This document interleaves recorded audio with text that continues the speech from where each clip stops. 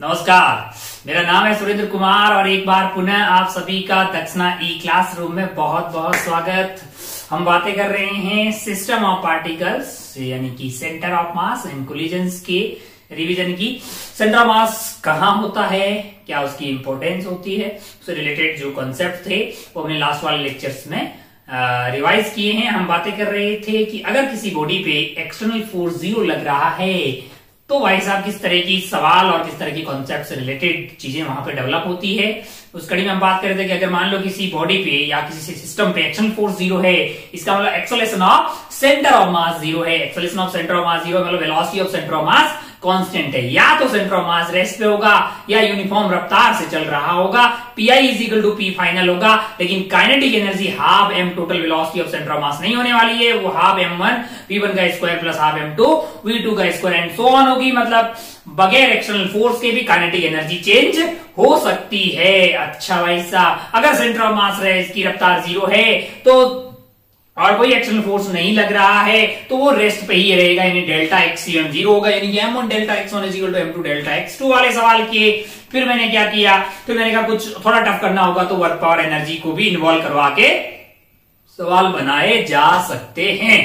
अच्छा भाई साहब, बहुत बढ़िया, बहुत ही शानदार। अब अपन आगे बढ़ते हैं। उसी कड़ी में जैसे कुछ वैरायटी के सवाल आपको देखने को मिल सकते हैं। ट्रॉली और उस पे एक आइटम को खड़ा करते हैं, हालांकि थोड़ा डिफिकल्ट टाइप के न्यूमेरिकल बनाए जा सकते हैं। बाकी अगर आप बहुत बेसिक अपन बात करें, मान लो कि ट्रॉली, और मैं एक आइडिया देना चाह रहा हूं, बाकी आप बहुत आसान है, बहुत आसान है। मान लो कि एक ट्रॉली, मान लो कि क्या है, एक ट्रॉली है। मैंने कहा ठीक है, ये ट्रॉली है, मान लीजिए इसका मास m है और ये इसके टायर है भाई साहब ट्रॉली के, और ट्रॉली जो है एक फ्रिक्शनलेस सरफेस पे है, यानी स्मूथ सरफेस पे। कैसी सरफेस पे है? स्मूथ सरफेस पे है। और इसके ऊपर एक भाई साहब खड़े हैं, माना कि भाई साहब की मास m है, भाई साहब का मास क्या है, m है। भाई साहब यहां से जाइए और ये पूरा आइटम मान लीजिए v0 रफ्तार से जा रहा था और भाई साहब जंप लगा देते हैं आगे की तरफ रफ्तार u से, तो भैया बाद में ट्रॉली की रफ्तार क्या होगी, ये सब पूछा जाता है। तो अगर आप ध्यान से देखिए, इनका जंप लगाना में कोई एक्सटर्नल फोर्स नहीं लग रहा है। इन दोनों को अगर सिस्टम ले लें तो हॉरिजॉन्टल डायरेक्शन में Pi is equal to P final रहना चाहिए। Pi इज इक्वल टू क्या रहना चाहिए, P फाइनल रहना चाहिए। मैंने कहा अच्छा भाई साहब, बहुत बढ़िया, बहुत ही शानदार। हो अब अगर आप ध्यान से देखें, अगर ये U जो है, यहाँ स्टाइल मार के U को 3 तरीके से दिया जा सकता है। केस 1 में बोलूं कि U is with respect to ground है, ये क्या है, विद रेस्पेक्ट टू ग्राउंड दिया गया है। अगर ये विद रेस्पेक्ट टू ग्राउंड दिया गया है तो होगा क्या, होगा ये भाई साहब की, ये आपकी गाड़ी जो है, इसकी रफ्तार पहले v0 थी और मास इसका m है। अब इसकी रफ्तार मान लीजिए कि क्या हो गई है, v हो गई है। और ये भाई साहब जो आपके यहाँ पे है, इनकी रफ्तार u है और v और u मैंने दोनों ग्राउंड के रेस्पेक्ट में माना है। Simple Pi is equal to P final. Case 1 की बात कर रहे हैं जहां पे u with respect to ground है, क्या हो जाएगा भाई साहब, कैपिटल M प्लस M। इनकी रफ्तार कितनी थी, v0 थी, बाद में m u से जा रहा है, कैपिटल M d से जा रहा है। बात ही खत्म। अरे बात ही खत्म। v निकालना होगा, बाकी रायता दिया होगा, सॉल्व करके निकाल सकते हैं क्या। मैंने कहा हाँ, लेकिन अगर मान लो कि u is with respect to trolley, वो ग्राउंड के रेस्पेक्ट में ना देके किसके रेस्पेक्ट में दिया हो, ट्रॉली के रेस्पेक्ट में दिया हो, तब तो थोड़ा रिलेटिव के कॉन्सेप्ट लगेंगे। अब अगर आप ध्यान से देखें, विद रेस्पेक्ट टू ट्रॉली में भी 2 केस हो सकते हैं। ट्रॉली की कौन सी वाली कंडीशन, आफ्टर वाली की बिफोर वाली। मैंने कुछ नहीं कहा जाए तो आफ्टर वाली कंडीशन होती है, कहा जाए बिफोर तो यस। ये क्या है, मैंने कहा ये बाय डिफॉल्ट है। बाई डिफॉल्ट अगर कुछ नहीं कहा जाए, विद रेस्पेक्ट टू ट्रॉली बोला जाए तो ट्रॉली की बाद वाली कंडीशन के रेस्पेक्ट में यू दिया हुआ है, यानी कि velocity of small m with respect to m क्या होगा, velocity of m minus velocity of capital M। मैंने कहा अच्छा भाई साहब, हमें क्या चाहिए, छोटे वाले चोमू का वेलोसिटी चाहिए, तो velocity of small m with respect to capital M में velocity of capital M add कर देना है। अब अगर आप ध्यान से देखें, आफ्टर वाले की बात कर रहे हैं, माना कि ये केस A है, ये केस B है,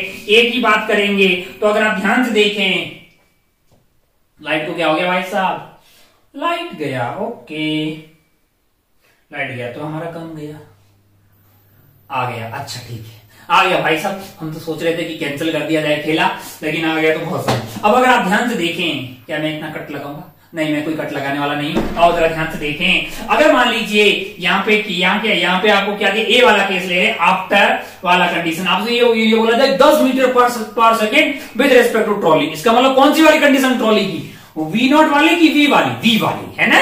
ओके, अगर V वाली बात करेंगे, अगर ए वाला केस लेंगे तो हम क्या लगाएंगे, PI is equal to P final. A वाले केस में जरा ध्यान से देखें, PI तो यही होगा भाई साहब, M plus M into V0 that is equal to M into U। लेकिन भाई साहब ये U तो ग्राउंड के रेस्पेक्ट में नहीं है। मैंने कहा ग्राउंड के रेस्पेक्ट में चाहिए तो क्या करेंगे, मैंने कहा भैया ग्राउंड के रेस्पेक्ट में अगर इस वाले आइटम की रफ्तार चाहिए, ये तो आपको विद रेस्पेक्ट टू ट्रॉली दी गई हो, तो विद रेस्पेक्ट टू ट्रॉली वाले में ट्रॉली की ऐड कर दो। अच्छा, तो U प्लस V आ जाएगा। मैंने कहा हाँ, तो M वाले की ग्राउंड के रेस्पेक्ट में U प्लस V आ गया है, प्लस आपके पास क्या आ जाएगा, कैपिटल M वाले की रफ्तार को हमने विद रेस्पेक्ट टू ग्राउंड ही मानी है। ये हो गया भाई साहब, ये हो गया।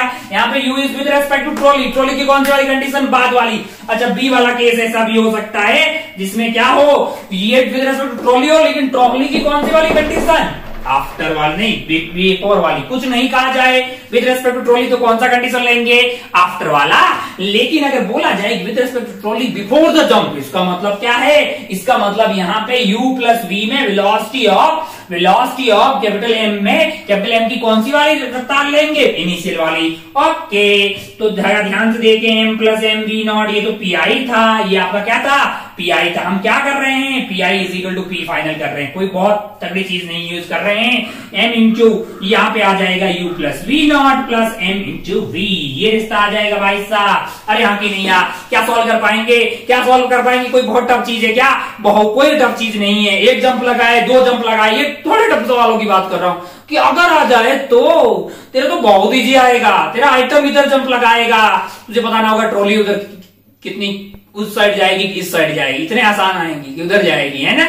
बहुत आसान आने वाले हैं सवाल, लेकिन ये सब हम पहले पढ़ा है हमने क्लास में, तो जस्ट आपको रिवाइज करने के लिए। इसको अगर आप डेटा से सपोर्ट करके, यानी कि अच्छे सवाल इसमें डेटा डाल दें, 2 लोग जंप लगा दें, तो ऐसे कहां मिलेंगे आपको, यूट्यूब पे जाना भाई साहब, सिस्टम ऑफ पार्टिकल या सेंटर ऑफ मास लिख देना, मास्टर का नाम लिख के आप सर्च करना, तो आपको वहां पे डिटेल्स में इन सब की जानकारी जो है, मतलब जो रिकॉर्डेड वीडियोस ऑलरेडी अवेलेबल है, वहां जाके आप पढ़ सकते हैं। क्या बहुत ज्यादा डिफिकल्ट इन कॉन्सेप्ट पे हमें सवाल करने की जरूरत है, मैंने कहा इसकी कतई जरूरत नीट के पॉइंट ऑफ व्यू से हमें बिल्कुल नहीं है। अच्छा मास्टर बता क्यों रहा है, मैंने कहा ये बुलेट के हमारे सवाल आते हैं, कैसे आते हैं, बुलेट के आते हैं। अब अगर ध्यान से देखें, अगर आप ध्यान से देखें, इसी जगह पे ये थे ट्रॉली वाले प्रॉब्लम। अगर बुलेट वाले प्रॉब्लम बनाने होंगे ना, तो सेम यहाँ पे क्या करेंगे, बुलेट और गन का कॉम्बिनेशन रख देते हैं। जरा ध्यान से देखिए, ट्रॉली की जगह डाल देते हैं बुलेट एंड गन। जरा ध्यान से देखिए क्या किया जाता है, जरा ध्यान से देखिए। हमारे पास, मान लीजिए हमारे पास यहाँ पे क्या है, एक गन है, एक क्या है, ये गन है भाई साहब, ऐसी होती है ना, ओके ऐसी होती है, मान लीजिए ये गन है भैया, मास कैपिटल M है, इसके अंदर एक बुलेट है, इसके अंदर क्या है, एक बुलेट है, बुलेट का मास क्या है लाला, स्मॉल m है। ओके, थोड़ा और ऐसे कर देते हैं, मान लो कि ये पूरा आइटम V0 की रफ्तार से जा रहा था, कैसे जा रहा था, सेम भाई साहब सेम। इसमें से क्या हुआ, आपने इसको टक से दबाया, क्या होगा भाई साहब, क्या होगा, बुलेटवा जो है वो आगे की तरफ भागेगा, गनवा पीछे की तरफ, या मतलब जो भी घटना होगी वो इंटरनल फोर्स के कारण ही होगी ना। अगर ये रुका हुआ होगा तो बुलेट आगे जाएगा, गन पीछे की तरफ आएगी। अगर आप ऐसे रख के फायर करेंगे भाई साहब रिमोट से, वैसे आप पीछे पकड़ के खड़े होते हैं तो आपको धक्का लगता है, आप जो है गन को रोक देते हैं। अबे तभी तो गन को कंधे पे ऐसे लगा के करते हैं ना, ऐसा थोड़ी नाक के सामने रख के फायर करते हैं। बुलेट उधर की तरफ जाएगा, गन आएगा इधर, तेरा नाक तोड़ देगा या दांत तोड़ देगा, इसीलिए कंधे पे लगा के AK-47 से ऐसे। अगर आप एनसीसी वगैरह में रहे होंगे तो आपने ये सब देखा होगा, वैसे भी आपने मूवीज वगैरह में देखा है। अच्छा भाई साहब बहुत बढ़िया, बहुत ही शानदार, हो। तो अगर आप ध्यान से देखें, अगर आप ध्यान से देखें तो मैं ऐसा बोल रहा हूं कि हुआ क्या है, फायरिंग हो गई है, फायरिंग हो गई तो क्या हो जाएगा भाई साहब, ये है आपका गन, मान लीजिए गन यहाँ पे जो है ये आपका गन रह गया। गन जो है, गन का मास है कैपिटल M और इसमें से बुलेट जो है भाग रही है, ये आपकी बुलेट जो है ये इधर की तरफ जा रही है U रफ्तार से। कैसे जा रही है, U रफ्तार से, और मान लीजिए इसकी रफ्तार V होगी। क्या तीनों केस हो सकते हैं यहाँ पे, अरे तीनों सेम भाई साहब, PI is equal to P final, PI is equal to P final, तीनों केस सेम हो सकते हैं ना, सेम भाई साहब। आप कैसे हो, U आपको विद रिस्पेक्ट टू ग्राउंड दिया हो, किसके रेस्पेक्ट में? विद रेस्पेक्ट टू ग्राउंड दिया हो तो क्या होगा? M V naught is equal to capital M into V plus M into U. U आपको विद रेस्पेक्ट टू गन दिया हो तो क्या होगा? M V naught capital M into V plus small M into U plus V, है ना लाला? और विद रेस्पेक्ट टू बिफोर वाला कंडीशन ऑफ गन दिया होगा, अबे वही सेम तीन इक्वेशन यार, capital M plus M into V not, sorry capital M plus M दोनों का आएगा V naught, capital M into V small M into U plus V naught, V क्योंकि इनिशियली इसकी रफ्तार क्या थी? वी नॉट थी, है ना? ये तो सेम बातें हो गई तीनों यार। अरे यार इसमें कोई दोहराई वाली बात नहीं। अब अगर आप ध्यान से देखें तो एक खास वर्ड आता है मजल वेलोसिटी। क्या क्या चीज? सवालों में लिखा होता है मजल वेलोसिटी ऑफ बुलेट, है ना? मजल वेलोसिटी ऑफ बुलेट। अब अगर आप ध्यान से देखें ना तो स्टाइल मार के इसका मतलब लिखा होता है, इसका मतलब होता है velocity of bullet with respect to gun. आसान भाषा में इसको अगर बात करें तो ये है velocity of bullet with respect to gun. लाला डरने की जरूरत नहीं है, कितना आसान है। और जब बोला जाएगा velocity of bullet with respect to gun, इसका क्या मतलब है? अरे भाई विद रिस्पेक्ट टू गन बात करोगे तो मैं आफ्टर वाला लूंगा कि बिफोर वाला? वहां तुमने आपको पहले ही बताया जब कुछ नहीं कहा जाए तो आफ्टर वाला लेना है। अच्छा ओ वेलोसिटी ऑफ, अच्छा यू क्या दिया हुआ है? मैंने कहा मजल वेलोसिटी दी है ना, तो भाई साहब क्या P I is equal to P final बोलूंगा? मैंने कहा वो तो हमेशा बोलते हैं यार। अच्छा तो क्या हो जाएगा? मैंने कहा M plus M into V naught capital M into V small M into U plus V. अबे भाई साहब U is the muzzle velocity of bullet with respect to gun plus velocity of gun करेंगे तो आपको bullet की रफ्तार with respect to ground आ जाएगी। लल्ला उसको एम से मल्टीप्लाई कर किया, आपको मिल गया है पी मिल गया। बस ये डायरेक्शन को पॉजिटिव लिया है मैंने, P I is equal to P final कर दिया है। अब अगर आप ध्यान से देखें, माना कि ये पहले रुकी हुई होती, माना कि ये पूरा कार्यक्रम रुका हुआ होता है कि नहीं यार? अच्छा तो क्या होता? बुलेटवा उधर जाता, गन इधर की तरफ आती। अच्छा होता ऐसा होता है कि गन वगैरह अपन हाथ में लेके फायर करते हैं, हमारे हम गन पे फोर्स पीछे लगता है, आप पीछे सपोर्ट करते हैं तो उससे गन तो पीछे की तरफ आने से रुक जाती है, बुलेट आपकी उधर की तरफ भाग जाती है ना? अच्छा भाई साहब बहुत बढ़िया, बहुत शानदार। फिर आपको बोलेगा हमारे पास एक गन है जो कि मान लो 5 बुलेट 1 सेकंड में यू रफ्तार से, यू मजल वेलोसिटी से फायर कर रही है। बताइए कि कितना फोर्स हुआ जो है आपके कंधे पे लगेगा, है ना लाला? फोर्स कैसे पता करेंगे? F is equal to D P by D T, F average is delta P by delta T.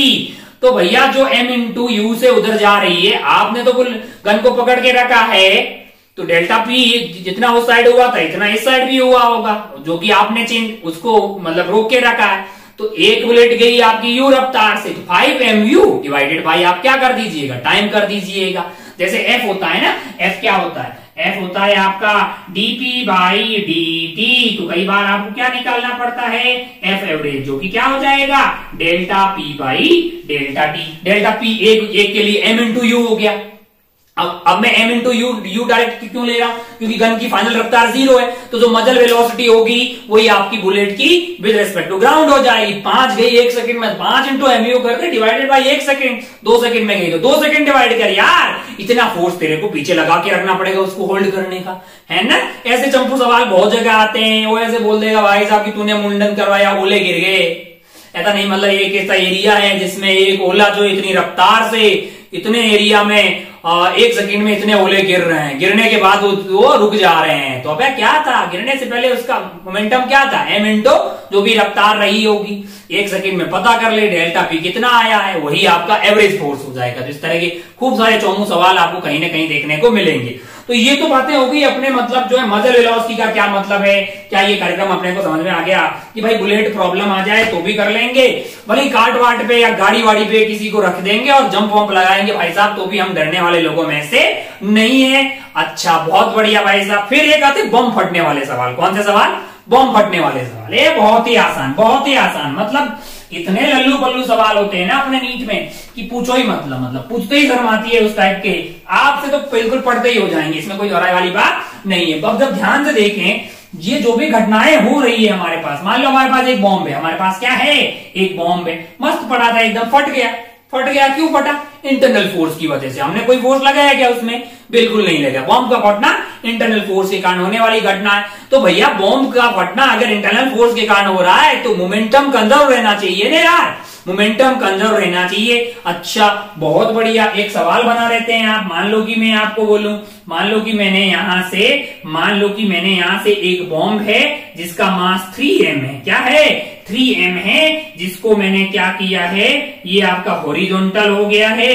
यहां से मैंने क्या कर दिया, u रफ्तार से थीटा एंगल पे फेंक दिया भाई साहब। तो ये बॉम्ब ऐसे मस्त जा रहा होगा, इसमें कोई दोहराए वाली बात नहीं है। अच्छा भाई साहब बहुत बढ़िया। आपको बोलेगा कि साहब टॉप मोस्ट पॉइंट पे बॉम्ब जो है वो 3 इक्वल पार्ट में टूट गया।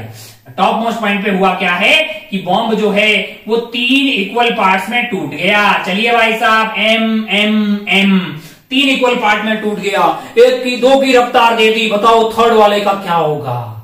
या फिर बोल देगा 2 इक्वल पार्ट में टूट गया, एक ने। अब ध्यान से देखो, तो ध्यान से देखो, बॉम्ब का फटना कौन से फोर्स के कारण? इंटरनल फोर्स के कारण। तो भैया जब इंटरनल फोर्स के कारण हो रहा है तो जस्ट बॉम्ब के फटने से पहले, just before and just after PI is equal to P final रहेगा। तुम बोलेगा भी एक्स में रहेगा, एक्स में रहेगा क्या? मैंने कहा हाँ। क्या वाई में भी रहेगा? मैंने कहा हाँ। कायल अल्लाह, तुम तो ये बोलेगा कि वाई में mg एक्सटर्नल फोर्स लग रहा है। मैंने कहा बिल्कुल एक्सटर्नल फोर्स लग रहा है, लेकिन वो नॉन इंपल्सिव है ना, वो नॉन इंपल्सिव। जैसे ये टॉप मोस्ट पॉइंट पे फटेगा तो फटने के जस्ट पहले इसकी वर्टिकल में रफ्तार 0 होगी, यानी मोमेंटम इसका 0 तवाई में। फटने के जस्ट बाद में भी 0 ही रहेगा, क्योंकि उस दौरान जो mg लगा था वो बहुत कम होगा कंपेयर टू जो इंटरनल फोर्स वहां पे लगने वाला है। mg कांस्टेंट फोर्स लग रहा होगा, नॉन इंपल्सिव। हाँ, तो just before and just after आप तीनों डायरेक्शन में आप जो है PI is equal to P final कर पाएंगे बिल्कुल आराम से, इसमें कोई दोहराए वाली बात नहीं है। हाँ, हॉरिजॉन्टल में हमेशा आपके पास जो है, इस पर्टिकुलर केस में आपके पास वर्टिकल को छोड़ के हॉरिजॉन्टल, बाकी दोनों डायरेक्शन में हमेशा मोमेंटम कंजर्वेशन है। लॉन्ग इंटरवल में भी कि कोई फोर्स नहीं है, लेकिन हाँ बॉम्ब के जस्ट फटने से पहले और जस्ट फटने के बाद में हॉरिजॉन्टल हर डायरेक्शन में अपन मोमेंटम कंजर्व मानेंगे। अच्छा भाई साहब बहुत बढ़िया। टॉप मोस्ट पॉइंट पे इसकी रफ्तार u cos थीटा थी, इस पर्टिकुलर केस में 3m into u cos theta उसका लीनियर मोमेंटम हॉरिजॉन्टल डायरेक्शन में था। फटने के जस्ट बाद में भी हॉरिजॉन्टल में उतना ही होना चाहिए सबका, यानी तीनों का मिला के। अरे यार फिर ऐसे रद्दी सवाल आते हैं, 2m मास का 2 इक्वल पार्ट में टूट गया, एक ने अपना पाथ को रिट्रेस कर लिया, दूसरा वाला किधर जाके गिरेगा? एक बात बता यार, बॉम्ब का फटना इंटरनल फोर्स की वजह से हो रहा है, कोई एक्सटर्नल फोर्स नहीं लग रहा है, मतलब एक्सेलरेशन पे कोई चेंज नहीं हो रहा। किसकी एक्सेलरेशन? सेंटर ऑफ मास की। इसका मतलब सेंटर ऑफ मास वही करेगा जो पहले कर रहा था। अच्छा, सेंटर ऑफ मास तो यहां आके गिरेगा। कहां आके गिरेगा? यहां आके गिरेगा। Point of projection and hitting वाले के बीच की दूरी आज भी आ रही होगी, सेंटर ऑफ मास यहां आके गिरेगा। बाकी तीनों पार्टिकल ऐसे आके गिरेंगे कि भैया उन सबका सेंटर ऑफ मास कहां आने वाला है? उनका आने वाला है r दूरी पे। जैसे मान लो कि मैं आपको बोलूं कि ये 2m मास का था, 2 इक्वल पार्ट में टूट गया, यहाँ पे 2 इक्वल पार्ट में टूट गया। टूटने के बाद में एक ने मान लो कि अपना पाथ रिट्रेस कर लिया, लौट के यहाँ पे आ गया, तो दूसरा वाला यहाँ जाके गिरेगा। ये वाली दूरी r होगी, ये वाली दूरी भी r होगी, ताकि मिड पॉइंट पे आपका सेंटर ऑफ मास आ जाए। कुल मिला के मास्टर ये आपको बोल रहा है कि बॉम्ब के फटने से उसके सेंटर ऑफ मास के पाथ में कोई चेंज नहीं होगा, सेंटर ऑफ मास का पाथ आज भी प्रोजेक्टाइल ही होगा। अरे यार 2m का मास था, इसने अपना पाथ रिट्रेस कर लिया। अबे फटने से पहले ये 2m जो था इसकी रफ्तार क्या थी? u cos theta. इसका मतलब आप ये बोल रहे हो कि भैया जो m और m दो पार्ट में ये टूटा है, इसमें ये वाले ने अपना पाथ रिट्रेस कर लिया, मतलब u cos थीटा से इधर आ गया है। मतलब आप ये v बता दो। अरे भैया तो इस डायरेक्शन को पॉजिटिव मान लो। अब आपका जो है PI क्या था? मैंने कहा 2m into u cos theta that is equal to, मैंने कहा ये m जो है ना वो m into minus of u cos theta का इक्वल आला, ये लेफ्ट में, प्लस आपका क्या आ जाएगा? मैंने कहा m इंटू v जो है राइट में। क्या सॉल्व करके आपके पास v की वैल्यू 3u cos थीटा आएगी? मैंने कहा हाँ, वो थोड़ा दूर जाके गिरेगा इधर। इस पर्टिकुलर केस में आपका सेंटर ऑफ मास मतलब जो ये r होगा तो वो भी r हो जाएगा। बाकी जरूरी नहीं है कि वो m और m में ही टूटे। अच्छा कई बार रद्दी आएगा भाई साहब, बोलेगा 3 इक्वल पार्ट में हो गया, एक पार्ट सीधा नीचे गिर गया, दूसरा यहां आके गिर गया, तीसरा कहां गिरेगी? सेंटर ऑफ तीसरा कहां गिरे ये पूछेगा। अबे तो दो की पोजीशन पता है ना, एक यहां आ गया, एक यहां आ गया, मान लो कोऑर्डिनेट हो गया r/2, 0, सेंटर ऑफ मास यहां आएगा r, 0। क्या तीसरे पार्टिकल को x, 0 मान ले, क्या सॉल्व करके तीसरा पार्टिकल नहीं आ जाएगा? अबे तीनों का सेंटर ऑफ मास यहां आके गिरेगा। अरे यार, क्या सिंपल भाषा में यही मतलब है ना कि तीनों डायरेक्शन में बॉम्ब के जस्ट फटने से पहले और जस्ट फटने के बाद में मोमेंटम कंजर्व रहेगा। फिर आप बॉम्ब को जैसे फोड़ना है फोड़ते रहिएगा। खूब सारे सवाल बनाए जा सकते हैं। अगर आपको डिटेल में बहुत सारे सवाल चाहिए तो आप कहां देख सकते हैं, जाके आप देख सकते हैं हमारे जो डिटेल्स में वीडियोस अवेलेबल है, बहुत डेप्थ में हमने वहां पे सिस्टम ऑफ पार्टिकल का ज्ञान लिया है ना। बाकी आप अपने नोट्स को देखिएगा, दैट्स ऑल। और आप अपने प्रीवियस ईयर के सवाल सॉल्व कीजिए। अगर वो आपसे सारे सॉल्व हो रहे हैं तो बिल्कुल मोर देन सफिशिएंट है, आपको कोई बहुत ज्यादा डेप्थ में और पढ़ने की जरूरत नहीं है। लेकिन अगर आप 12वीं के छात्र हैं और थोड़ा अच्छे से चीजों को सीखना चाहते हैं या केवीपीआई का एग्जाम फोड़ना चाहते हैं तो कुछ कुछ देख लें, इसमें कोई बुराई वाली बात नहीं है। पर ऐसा नहीं है कि जुनून आप कैसा ही जगह दे कि सारे IIT JEE level, advance level के सवाल सॉल्व करेंगे। आपको वैसे सवाल सॉल्व करने की कतई जरूरत नहीं है। आइए आगे बढ़ते हैं। बॉम्ब फटने के बाद में अपन बातें करते हैं इंपल्स की। किसकी? इंपल्स की। ध्यान से देखिए क्या होता है इंपल्स। आप जानते हैं क्या होता है? मास्टर जस्ट आपको रिवाइज करवा रहा है। झटका, प्यार से बोलते हैं झटका। भाई साहब एकदम सडनली लगता है, बड़े कांड करता है। जैसे एक बॉल आई, बैट से उसको हिट कर दिया, बैट ने थोड़े ही टाइम में एक फोर्स लगाया, एक इंपल्सिव फोर्स लगाया जो सडनली लगा और बड़ा कांड किया। बड़ा कांड करने का मतलब उसने लीनियर मोमेंटम को चेंज किया। किसको किया? बॉल के लीनियर मोमेंटम को एक शॉर्ट इंटरवल में चेंज किया। अच्छा, तो क्या इंपल्स का मतलब ये होता है कि एक ऐसा फोर्स लगे शॉर्ट इंटरवल में तो सडनली बॉल के लीनियर मोमेंटम को चेंज कर दें? तो हाँ, मैंने कहा ऐसी बात है। हालांकि ये जरूरी नहीं है, ये ऐसे मतलब समझाने की भाषा में बात करें, वैसे इंपल्स को लॉन्ग इंटरवल में भी बोला जा सकता है। कुल मिला के अगर अपन बात करें अपन, बहुत आसान है। इंपल्स क्या चीज है जरा ध्यान से देखें। न्यूटन साहब का सेकेंड लॉ बोलता है F is equal to dp by dt। ध्यान से देखें तो F dt का इंटीग्रेशन आपके पास होना चाहिए। dp का इंटीग्रेशन जो किया जाएगा डेल्टा p, जो किया जाएगा p final minus p initial, यानी कि integration of F dt is basically equal to change in linear momentum. Change in linear momentum, ये जो कार्यक्रम होता है इंटीग्रेशन ऑफ F dt, जो कि एरिया होगा कौन से वाले कर्व का? F वर्सेस T वाले कर्व का। F वर्सेस T वाले कर्व का ये जो एरिया होगा, इसी को बेसिकली क्या बोला गया है? इंपल्स है। किसके बराबर है? Change in linear momentum. और यहाँ पे जो ये फोर्स लग रहा है, जो शॉर्ट इंटरवल के दौरान भी लग सकता है, लॉन्ग में भी लग सकता है। फील के लिए अपन बातें करते हैं शॉर्ट की। जैसे मान लीजिए कि भैया क्या है, जैसे मान लीजिए कि यहाँ पे मैं है ना एकदम से इसके ऊपर एक कांस्टेंट फोर्स लगा रहा हूं, तो बीच में क्या लग रहा होगा? नॉर्मल लग रहा होगा। और जैसे ही मैं इसको फेंक के मारूंगा, वो नॉर्मल और ये नॉर्मल में फर्क है, एक इंपल्सिव है और एक कांस्टेंट सा है ना। अच्छा भाई साहब, बहुत बढ़िया, बहुत शानदार। कुल मिला के आसान भाषा में, फील की भाषा में बात करें तो इंपल्सिव फोर्स ऐसा होता है तो सडनली आता है और लीनियर मोमेंटम को चेंज करता है। यानी कि जो लीनियर मोमेंटम में चेंज जितना होता है वही बेसिकली क्या होता है? इंपल्स कहलाता है। बाकी आप जानते हैं जे से इसको रिप्रेजेंट करते हैं। F वर्सेस T कर्व का एरिया हो जाएगा लीनियर मोमेंटम के चेंज के बराबर होगा, और जो फोर्स होगा उसको इंपल्सिव फोर्स बोला जाता है। अच्छा भाई साहब, बहुत बढ़िया, बहुत ही शानदार। ओ हो। अब अगर आप ध्यान से देखें तो एक चीज यहां से बता सकता हूं। अगर मुझे F एवरेज चाहिए होगा तो वो क्या होगा? वो होगा delta P by delta T. कई जगह हमें ऐसे रत्ती सवाल आएंगे, ओले गिर गए भाई साहब, बुलेट फायर हो गई, हो गया, F एवरेज बताएं, तो आप डेल्टा P को डेल्टा P से डिवाइड कर दें ताकि वहां पे आपको एवरेज फोर्स आपको आता हुआ दिखाई दे जाएगा। अच्छा भाई साहब, बहुत बढ़िया, बहुत शानदार। खूब सारे सवाल हमने इंपल्स में किए हैं, आप उन सवालों को जाके देख सकते हैं। बाकी बहुत ही आसान सी चीज है।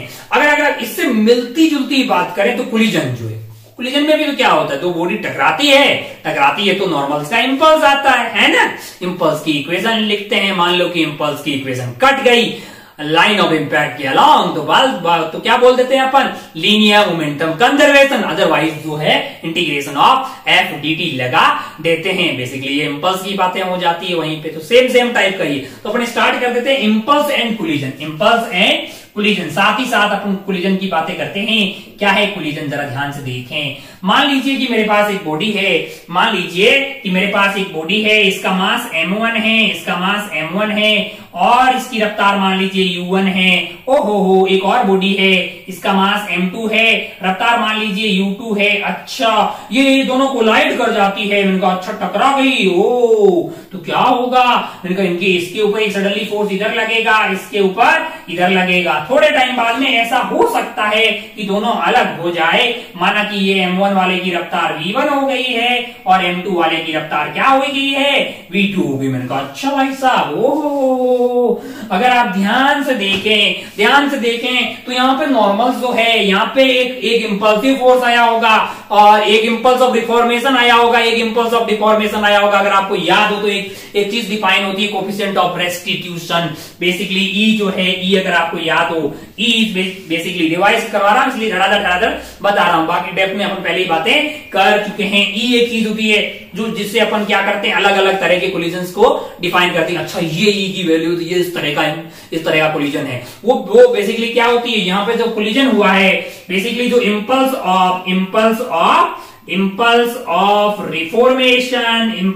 Reformation divided by impulse of deformation, यानी कि ये बॉडी पे डिपेंड करेगा कि भाई साहब उसमें रिफॉर्मेशन का इम्पल्स क्या है, डिफॉर्मेशन का इम्पल्स क्या है। अगर ये दोनों बराबर हुए तो ई की वैल्यू 1 हो जाएगी और ई की वैल्यू जब 1 होती है तो उसको परफेक्टली इलास्टिक कोलिजन बोलते हैं। और अगर मान लो कि रिफॉर्म हुई नहीं, एकदम आटे की बॉल की टाइप का है, आपने फेंक के मारा, उसकी जैसी शेप हो गई, एकदम प्लास्टिक प्रॉपर्टी है उसकी, इलास्टिक प्रॉपर्टी बहुत ही कम है, तो जो डिफॉर्म तो हो जाती है लेकिन डिफॉर्म होने का कोई मन नहीं होता। अबे आटे की बॉल होती है, मड की बॉल वगैरह है, जैसे आटा है उसको जैसी शेप बनाते हैं वैसा ही हो जाता है ना यार।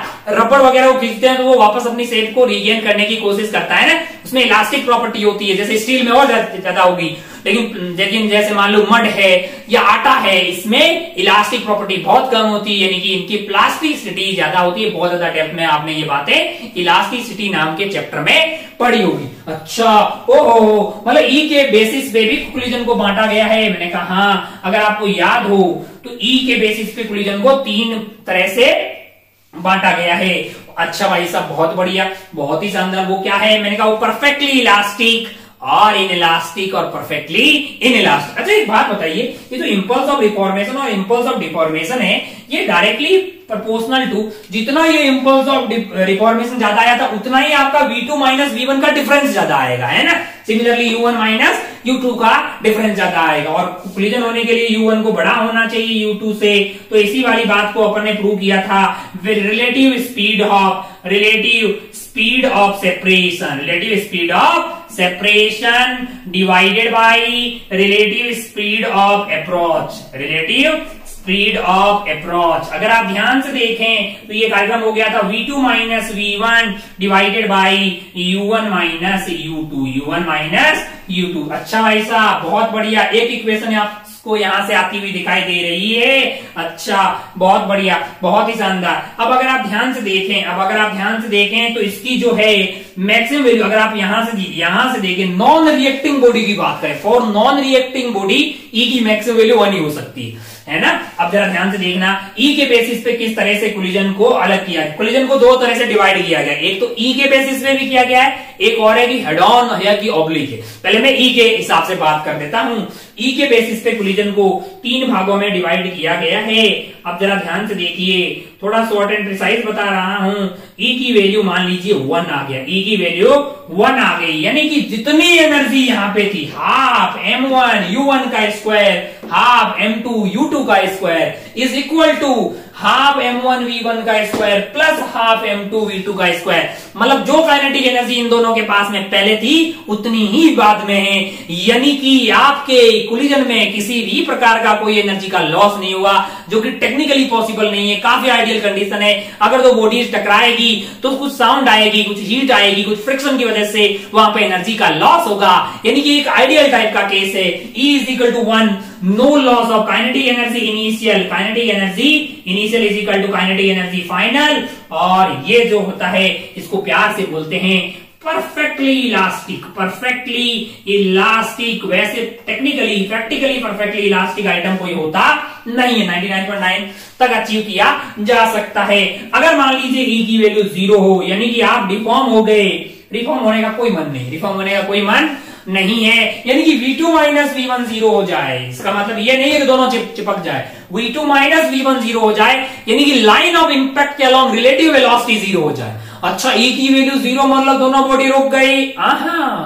दोनों बॉडी रुकी नहीं है, V2 माइनस V1 0 हो गया है। इसका मतलब क्या है? और V1, V2, U1, U2 all these are relative velocity along the line of impact. मैं अब आपको बता देता हूं कि ये बॉडी जा रही थी ऐसे, ये बॉडी जा रही थी ऐसे, जिस डायरेक्शन में जा रही होती है, यानी ये इसको बोलते हैं लाइन ऑफ मोशन। क्या बोलते हैं? Line of motion. और जहां पे ये इंपल्सिव फोर्स लगता है जिस डायरेक्शन में, इसको बोलते हैं लाइन ऑफ इंपैक्ट। अगर लाइन ऑफ मोशन और line of impact same he direction में हो तो इस तरह की कोलिजन को हेड ऑन कोलिजन बोला जाता है। हम जो फोटो बनाए हैं यहाँ पे, ये हेड ऑन कोलिजन का एग्जांपल है। लेकिन अगर आप ध्यान से देखें, एक बॉल ऐसे जा रही है, दूसरी बॉल ऐसे आ रही है। अच्छा, दोनों की टक्कर हुई भाई साहब, दोनों की टक्कर हुई, यहाँ पे टक्कर हुई। अगर आप ध्यान से देखें तो इनकी रफ्तार इनिशियली ऐसे थी, लेकिन इनके बीच में जो इंपल्सिव फोर्स लगने वाला है वो यहाँ पे लगेगा। नॉर्मल का इंपल्स इस डायरेक्शन में आएगा। तो ये था आपका लाइन ऑफ मोशन, और ये क्या था? ये आपका है लाइन ऑफ इंपैक्ट। क्या लाइन ऑफ मोशन और लाइन ऑफ इंपैक्ट सेम है? नहीं, क्या अलग अलग है? तो इस तरह के कोलिजन को प्यार से क्या बोला जाता है? इस तरह के कोलिजन को प्यार से ऑब्लिक कोलिजन बोला जाता है। तो कोलिजन को अपन यहाँ पे दो भागों में डिवाइड कर सकते हैं। One is head on collision. कौन सा वाला है? Head on collision. दूसरा वाला क्या है? Oblique collision. Head on collision में क्या होता है? मैंने कहा line of impact and line of motion same होते हैं। ऑब्लिक में क्या होता है? मैंने कहा line of impact is not same as a line of motion. अच्छा, समझ गए? बड़ा आसान है। मैंने कहा हाँ, हो। अच्छा, बहुत बढ़िया भाई साहब, बहुत ही शानदार हो। तो इस वाले केस में काइनेटिक एनर्जी फाइनल काफी कम होगी compare to kinetic energy initial. अच्छा भाई साहब, इसको क्या बोला जाएगा? इसको बोला जाएगा परफेक्टली इन इलास्टिक कोलिजन। अच्छा भाई साहब, बहुत बढ़िया, बहुत ही शानदार। मैंने कहा इन दोनों के बीच का होगा? मैंने कहा बीच का बिल्कुल होगा, जिसमें E की वैल्यू 0 से बड़ी हो और 1 से कम हो। इस वाले केस में kinetic energy final, kinetic energy initial से कुछ तो कम होगी, लेकिन इस तरह के कोलिजन को इन इलास्टिक बोला जाता है। In elastic collision. मैंने कहा अच्छा भाई साहब, बहुत बढ़िया, बहुत ही खूबसूरत। ओ। अब अगर आप ध्यान से देखें तो आप बोले साहब E की वैल्यू 0 से लेके 1 के बीच में ही होती है। कल को आपको कोई बोल दे क्या कोएफिशिएंट ऑफ रेस्टिट्यूशन 1 से बड़ा हो सकता है, तो आपका जवाब होगा यस, हो सकता है, पर वैसा नॉन रिएक्टिंग बॉडी के लिए नहीं होगा। अगर कोई बॉडी रिएक्ट कर जाए, अंदर ही अंदर कुछ घटना हो जाए, तो यस E की वैल्यू क्या E ग्रेटर देन 1 हो सकता है? जवाब होगा यस। बॉडी अगर रिएक्ट कर जाए, जैसे आपने फेंक के एक बॉडी को मारा और उसमें बॉम्ब की तरफ फट गई भाई साहब, है ना, तो फिर आपका रिलेटिव वेलोसिटी ऑफ सेपरेशन जो है वो ज्यादा हो सकता है अक्रॉस से। लेकिन उस केस में बॉडी के अंदर की तरफ फोर्स लगा है, अंदर की तरफ कुछ रिएक्शन हुई है। नॉन रिएक्टिंग बॉडी के लिए E की वैल्यू 1 तक रहती है। लेकिन अगर आपसे पूछा जाए E की वैल्यू क्या 1 से बड़ी हो सकती है? बिल्कुल हो सकती है। तो कोलिजन दो टाइप का हो सकता है, one is head on, one is oblique. ये on the basis of line of impact and line of motion बात की हमने। और फिर E की वैल्यू के बेसिस पे अगर एनर्जी का कोई लॉस नहीं हो रहा है, परफेक्टली इलास्टिक कोलिजन। अगर एनर्जी ज्यादा लॉस हो रही है, मतलब जो रिलेटिव वेलोसिटी और लाइन ऑफ इंपैक्ट के along relative velocity of separation 0 हो जाए, उसको बोला गया इन इलास्टिक कोलिजन। एक बात यहाँ पे नोट बना के लिख लें कि क्या इन इलास्टिक कोलिजन कौन सा वाला? E की वैल्यू 0 है। क्या इसका मतलब ये है कि दोनों बॉडी साथ में चलेगी? मैंने कहा नहीं।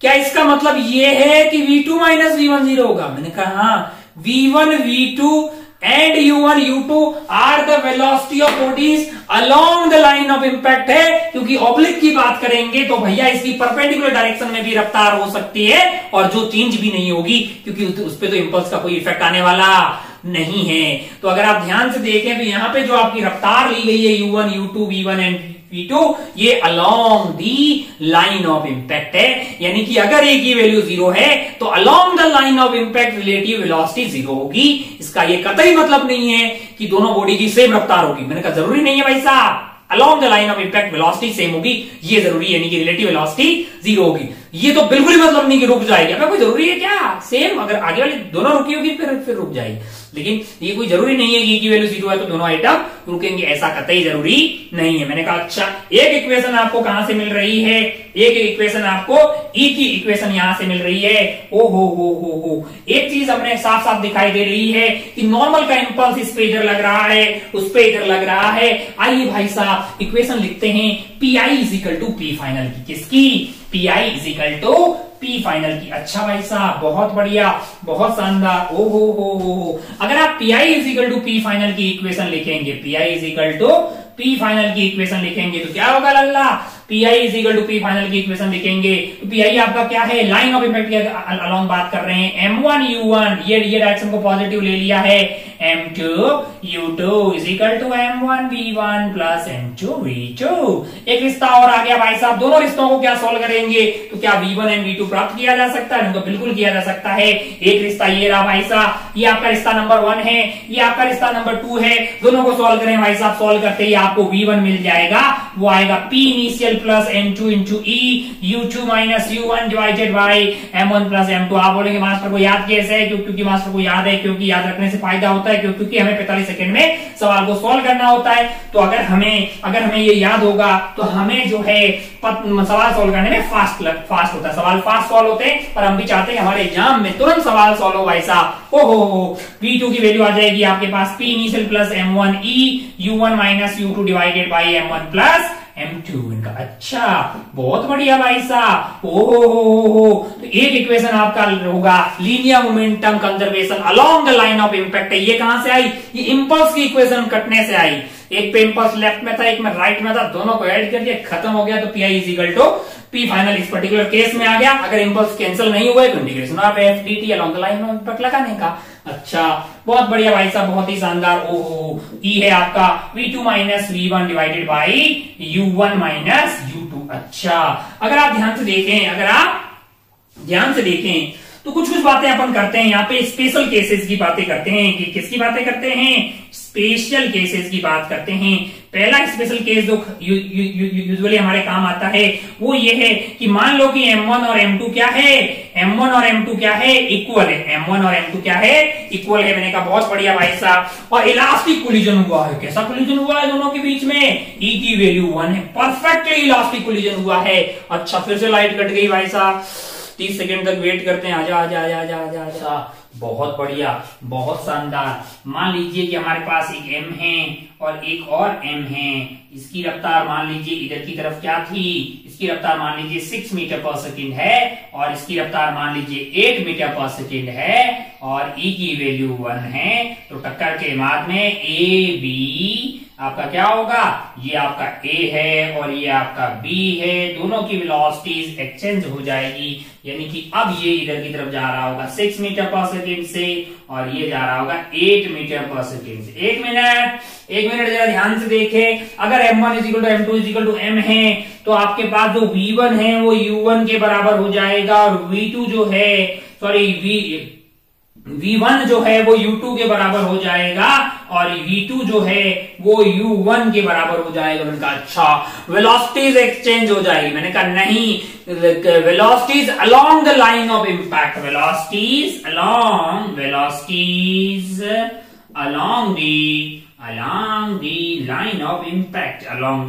line of impact get exchanged। अच्छा भाई साहब बहुत बढ़िया, बहुत शानदार। यानी कि वो वेलोसिटी जो लाइन ऑफ इम्पैक्ट के अलोंग है वो क्या हो जाएगी, वो एक्सचेंज हो जाएगी। ये स्पेशल केस है। अगर M1 is equal to M2 is equal to M हो जाए, यानी दोनों मास इक्वल और E की वैल्यू क्या हो 1, यानी परफेक्टली इलास्टिक हो। एक और केस लेते हैं। सेकेंड केस ऐसा है, मान लीजिए कि ऐसा हो, कैसा हो, मिट जा। ऐसे सवाल आते हैं जिसमें एक आइटम जो होता है, एक आइटम वो बहुत बड़ा होता है, बहुत बड़ा, यानी कि आप बॉल फेंक के मारते हैं एक ट्रक पे या एक बस पे या ट्रेन पे। सेकेंड स्पेशल केस में बात करते हैं। मान लो कि आपके पास जो M2 है, मान लो कि आपके पास जो M2 है वो काफी बड़ा है कंपेयर टू M1। ऐसा है हालचाल, कैसा है, M2 is very very large. अबे चल जाओ यार, M2 is very very large, M2 is very very large compared to M1। तो भाई साहब अगर आप ध्यान से देखें, मान लीजिए कि ये आपका M1 है या ये आपका M2 है। मान लो कि ये M2 है जो कि U2 रफ्तार से आ रहा है और ये U1 की रफ्तार से जा रहा है। मान लो कि U2 बड़ा है U1 से और M1 बड़ा है, क्या है, M2 मान लो बड़ा है, M2 बहुत बड़ा है। तो M2 की जो रफ्तार है इसमें कोई चेंज होने वाला नहीं है। जैसे बुलडोजर आ रहा है उसको अपने बॉल फेंक के मार दे, क्या बुलडोजर की रफ्तार में कोई चेंज होगा? कोई चेंज होने वाला नहीं है। जो मास बहुत बड़ा होगा तो इसका जो V2 होगा, V2 जो होगा M2 का V2 वो U2 ही रहेगा, कोई चेंज होने वाला नहीं है। लेकिन जो स्मॉलर मास है, क्या इसकी रफ्तार चेंज होगी? मैंने कहा हाँ, इसकी रफ्तार अब चेंज हो जाएगी। मान लो कि v हो गई है। कैसे प्राप्त करेंगे भाई साहब? E की इक्वेशन लगा के। कैसे प्राप्त करेंगे? E की इक्वेशन लगा के। क्यों? क्योंकि E की इक्वेशन हमें क्या बोलती है? Relative velocity of separation v minus v2, यानी कि आपका वो हो जाएगा, तो ये वाली v होगी और ये तो U2 के बराबर ही हो जाएगा, डिवाइडेड बाई आपका U2 माइनस U1। U2 बड़ा होगा तभी आपका कोलिजन हो पाएगा। E की वैल्यू यहाँ पे डाल दीजिए, क्या सॉल्व करके v आ जाएगा? मैंने कहा हाँ। ओहो, तो दो स्पेशल केस की हमने बात की। अगर दोनों के मास बराबर हो और E की वैल्यू 1 है तो perfectly elastic collision equal mass का velocity along the line of impact exchange हो जाती है। और अगर ऐसा हो कि एक मास बहुत भारी हो, एक मास बहुत भारी हो, उस वाले केस में उस मास की रफ्तार में कोई चेंज होने वाला नहीं है। उसकी रफ्तार में कोई चेंज नहीं होगा। जैसे मान लीजिए कि मैं आपको सवाल ऐसा दूं, मान लीजिए कि यहाँ एक भारी आइटम आ रहा है। मान लो कि जैसे क्या आ रही है, एक बस आ रही है ना। बस मान लीजिए इधर की तरफ जा रही 10 मीटर पर सेकेंड की रफ्तार से। कैसे जा रही है? 10 मीटर पर सेकेंड की रफ्तार से एक बस जा रही है। और एक नालायक ने एक बॉल को फेंक दिया है। बॉल को मान लो यहाँ पे फेंक दिया है। मान लो कि बॉल को फेंक दिया 10 मीटर पर सेकेंड की रफ्तार से, मान लो बॉल को भी फेंक दिया। और ये वाला जो एंगल है, मान लीजिए ये एंगल क्या है? 37 डिग्री है। E की वैल्यू हाफ है। मान लो E की वैल्यू हाफ है। तो अगर ये बॉल जाके टकराएगी, रिबाउंड होगी, तो क्या बस की रफ्तार में कोई परिवर्तन होगा? नहीं होगा। बस तो ऐसे ही 10 से आ रही होगी क्योंकि बस का mass is very very large compare to ball का मास है। अच्छा, इसका मतलब बॉल की फाइनल रफ्तार अगर आपको पता करनी होगी तो बॉल के पहले कंपोनेंट कर देते हैं। ये आपका है 37 डिग्री। ये क्या है? 37 डिग्री। तो ये वाला एंगल क्या हो गया आपके लिए? 37 डिग्री, यानी कि 10 cos 37 डिग्री, यानी कि ये आपका 8 हो जाएगा। कि कितना हो जाएगा? 10 cos 37 डिग्री, यानी कि 4/5। ये 8 हो गया है, ये 6 हो गया। टप्पा खाने के बाद में ये जो 6 है इसमें कोई परिवर्तन नहीं होगा क्योंकि इंपल्स जो है वो 8 के अलॉन्ग ही लगा हुआ है। अच्छा, ये कितना हो जाएगा? मैंने कहा ये बाद में मान लो कि v हो गया है। अच्छा भाई साहब, बहुत बढ़िया, बहुत शानदार। तो क्या होना चाहिए? E की value relative velocity of separation, ये v से जा रहा है, ये 10 से आ रहा है, v minus 10 divided by relative velocity of approach. वो 10 से आ रहा है, ये 8 से जा रहा है, तो रिलेटिव वेलोसिटी ऑफ अप्रोच कितनी हो जाएगी? 18 हो जाएगी भाई साहब। अरे होगी कि नहीं होगी यार? ये 8 से जा रहा है, वो 10 से आ रहा है, तो रिलेटिव वेलोसिटी ऑफ अप्रोच जो होगी आपके लिए वो 10 प्लस लाइन ऑफ इंपैक्ट के अलॉन्ग अपन लगाते हैं, लाइन ऑफ इंपैक्ट के अलॉन्ग E की इक्वेशन लगाते हैं। जरा ध्यान से देखें तो हमारा ये वाला कंपोनेंट ही काम का होगा। तो रिलेटिव वेलोसिटी ऑफ अप्रोच आपके पास 18 हो गई है, सेपरेशन आ जाएगी v माइनस 10 और ये वैल्यू आपको हाफ दी हुई है। तो ये 9 हो गया है। तो यहां से v की वैल्यू क्या आ जाएगी? 9 + 10 यानी कि 19 मीटर पर सेकेंड। तो बॉल की रफ्तार क्या होगी? मैंने कहा बॉल के पास 6 इधर की तरफ होगा, 19 इधर की तरफ होगा। इन दोनों का रिजल्टेंट यानी कि 6 का स्क्वायर प्लस 19 का स्क्वायर इस साइड होगा भाई साहब, है ना। तो अगर मास अलग अलग मतलब एक मास बहुत भारी हो कंपेयर टू सेकेंड मास, तो E की इक्वेशन लगाएंगे। जो हैवी मास है उसकी रफ्तार में कोई परिवर्तन नहीं होगा। अच्छा भाई साहब, बहुत बढ़िया, बहुत छोटी छोटी टेक्निकल बातें हमने यहाँ पे की है कोलिजन की। आगे बढ़ते हैं अपन। कुल मिला के आपने देखा होगा कि इंपल्स और कोलिजन, क्या चीज? इंपल्स एंड कोलिजन मिलते जुलते ही बात है। जैसे अगर आप इंपल्स लिखते हैं तो इंपल्स आप लिखते हैं integration of F D T that is equal to delta P, यानी कि पी फाइनल माइनस पी नीचे। जैसे मान लीजिए लाइन ऑफ इंपैक्ट के अलॉन्ग कोलिजन के अंदर एन डी टी इधर की तरफ, एन डी टी इधर की तरफ, इंपल्स आपस में कैंसिल आउट हो गया तो क्या आता है? P I is equal to P final. यानी कि अगर आप ये इंपल्स की जो बात कर रहे हैं ना, इस वाले इंपल्स की, अगर वो कैंसिल आउट हो जाए, क्या हो जाए? कैंसल आउट हो जाए तो क्या लगता है आपके पास, लीनियर मोमेंटम कंजर्वेशन। कोलिजन में ऐसा लगाते हैं ना अपन, किसके अलाउंग, लाइन ऑफ इंपैक्ट के अलाउंग। अच्छा भाई साहब, और कैंसल आउट नहीं हो, कैंसल आउट हो जाए तो बहुत बढ़िया, नहीं हो तो भाई साहब ये कर देना, integration of F D T is equal to delta P का इंटीग्रेशन, यानी कि P final minus P initial. अच्छा, एक तो चीज आ गई आपका इंपल्स के बारे में, कैंसल आउट हो गया तो आप लीनियर मोमेंटम कंजर लगाएंगे और वरना नहीं लगाएंगे, इंपल्स ही लगा देंगे। दूसरा चीज यहां पे है ई आपका होता है रिलेटिव वेलोसिटी ऑफ सेपरेशन, यानी कि v2 minus v1 divided by u1 minus u2। ये जो इक्वेशन है ई की, ये इस वाले केस में लगेगी क्या, जब इंपल्स कैंसल आउट हो रहा तब ई लगेगी क्या? मैंने कहा हाँ। जब इंपल्स कैंसल आउट नहीं हो रहा तब भी लगेगी? मैंने कहा हाँ। ई की इक्वेशन हमेशा लगती है, भले ही इंपल्स, भले ही लीनियर मोमेंटम कंजर्व है कि नहीं है, भले ही लीनियर मोमेंटम कंजर्व है कि नहीं है, लेकिन ई की इक्वेशन हमेशा लगेगी। खास बात ये कि किस कहां लगती है, along line of impact, along line of impact है, लाइन ऑफ इंपैक्ट के अलोंग हमेशा अपन लगा सकते हैं क्या, ई का इक्वेशन। भले ही लीनियर मोमेंटम कंजर्व हो कि नहीं हो, इन दोनों ही केस में along the line of impact E का इक्वेशन लगाया जा सकता है। तो ये छोटी छोटी बातें थी, खूब सारे सवाल हमने जब क्लास नोट्स में किए हुए हैं, जो रिकॉर्डेड लेक्चर है मैन, उसमें बहुत सारे अवेलेबल है, बहुत ज्यादा डिफिकल्ट और बहुत ही अच्छे। खैर, बहुत ज्यादा डिफिकल्ट की आपको कोई जरूरत नहीं है ना। आप क्या कीजिएगा, जो सवाल आपने पहले किए प्लस प्रीवियस ईयर एंड जो भी रिवीजन का आपको बुकलेट मिला है उसको सॉल्व कर डालिए।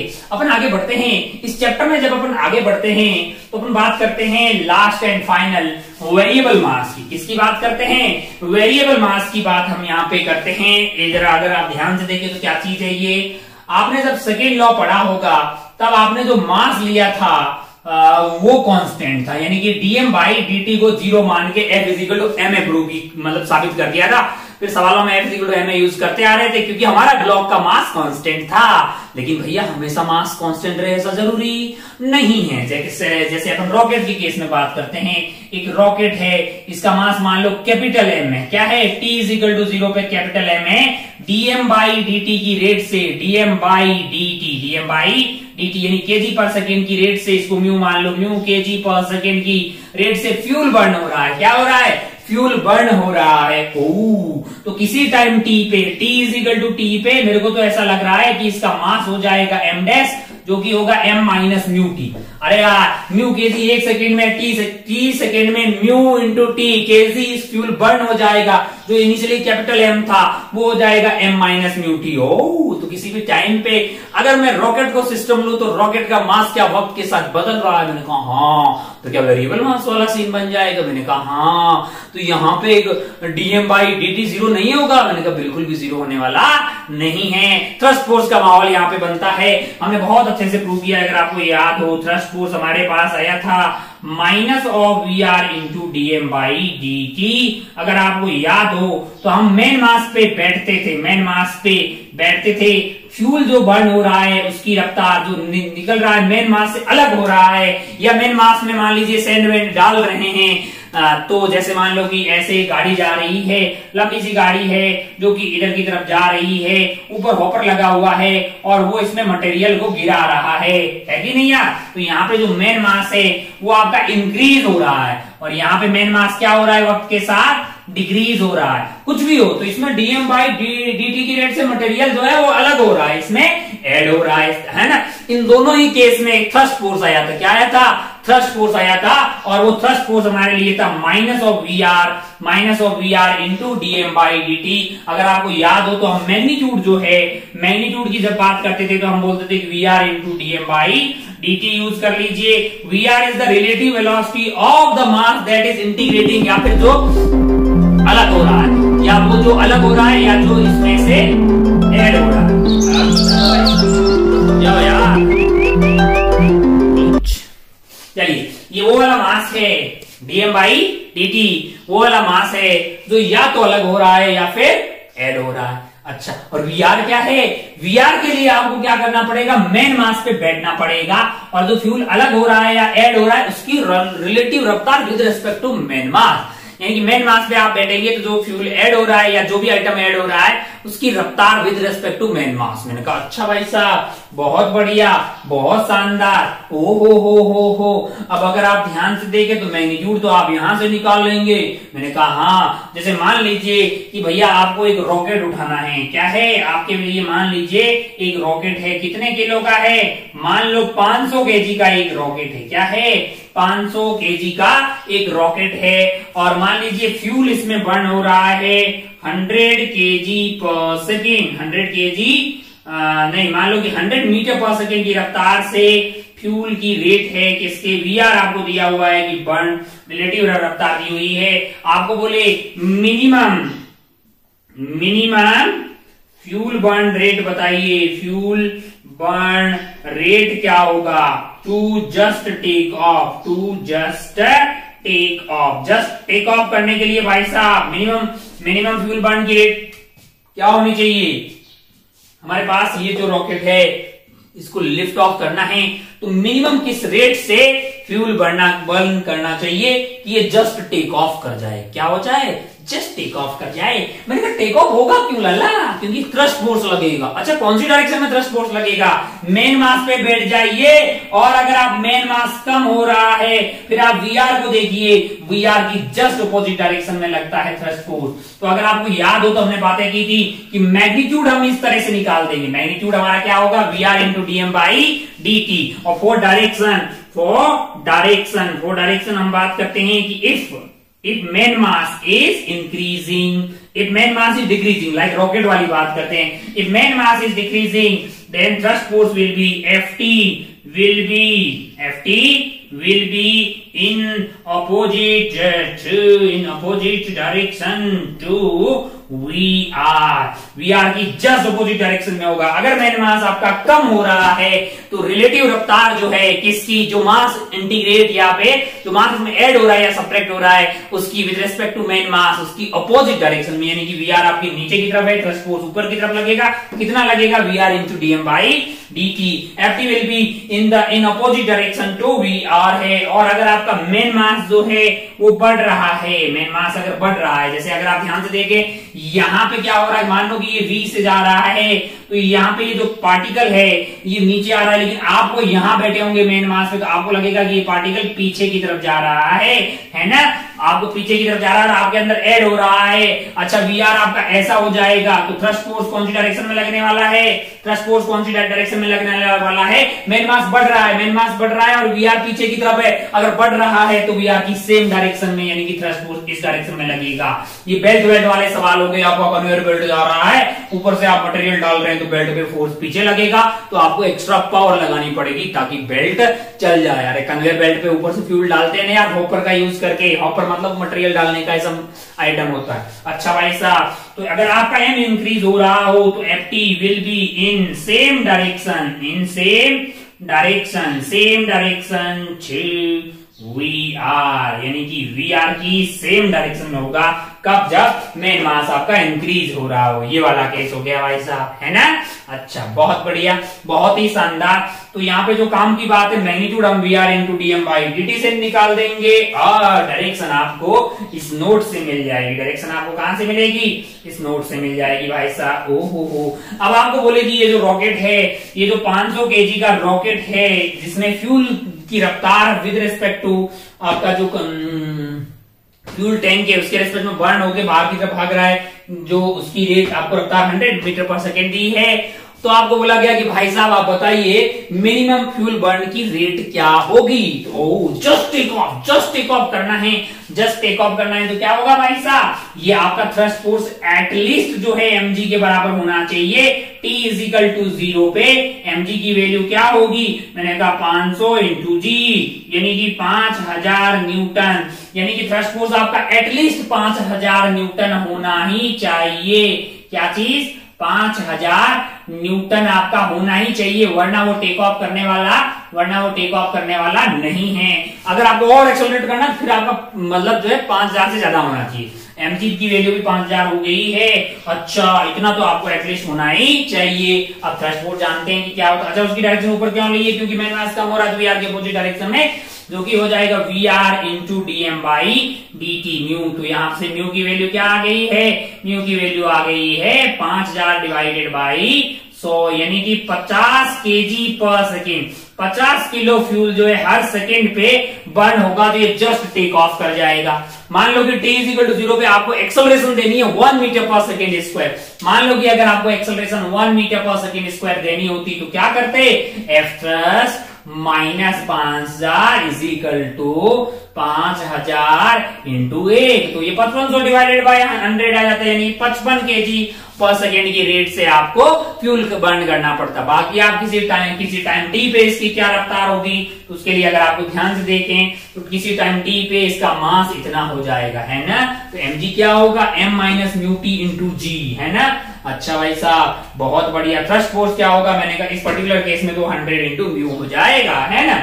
और बाकी हर एक केस में वी आर इंटू म्यू, यानी कि D M by D T. तो ऐसे खूब सारे सवाल हमने पहले सॉल्व किए हैं। तो वेरिएबल मास के भी सवाल और ज्यादा अगर आपको देखने हैं तो मेन लेक्चर्स में आप देख सकते हैं। बाकी थ्योरी वाला जो पार्ट है जो हमें रिवाइज करना चाहिए था वो तो इतना ही है। और इसके साथ ही फिर ये चैप्टर जो है अपना सिस्टम, आज का टाइम भी होने लग गया है हमारा अराउंड 1 घंटे, तो खेला को खत्म करते हैं। इस तरह से जो सिस्टम ऑफ पार्टिकल में कॉन्सेप्ट के हिसाब से देखा जाए तो भैया हमारा सेंटर ऑफ मास का कैलकुलेशन, देन उसके बाद जो है linear momentum calculation and firing वाले सवाल, देन अपने पास ट्रॉली की प्रॉब्लम्स, बॉम्ब फटने वाले सवाल, है ना।